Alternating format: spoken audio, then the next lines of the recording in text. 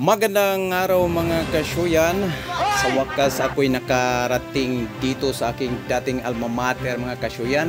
Ito yung Fatima Elementary School na kung saan ako nag-aaral dati elementary mula grade 3 hanggang grade 6. At mga kasyuyan, aking ipakita sa inyo ang palibot na kung saan ako naglatagaw noon at nag-aliwaros no, nagwarawara. Ito yung dating building mga kasyuyan, i-renovate, gina-renovate lang ni siya.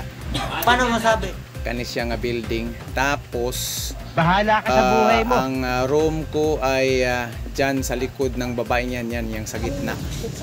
At tinanong ko yung matagal na yan. nakasalubong ko kung may nakauna na ba, andyan na daw. So sumunod ako sa kanya mga kasyuyan dahil gusto kong libutin ang paligid ng aking dating paralan. Wow naman! Ito yung tanim namin mga kasyuyan. Ayan, yung dalawang puno na yan. At lipat tayo sa likod mga kasyuyan. Dito sa building na ito ay mga puno ito ng mangga noon. Dito kami maglalaro at dito rin kami kakain habang kami nakapatong sa isang malaking bato. At yan yung it's a building mga kasyuyan. Hayop ka talaga! At ito dyan banda, ito yung mga garden namin noon. Nung grade 5 at grade 6 ako, dyan yung mga garden namin. At balikan natin sa paglantaw at pagnanaw itong matayog na puno ng nara mga kasyuyan.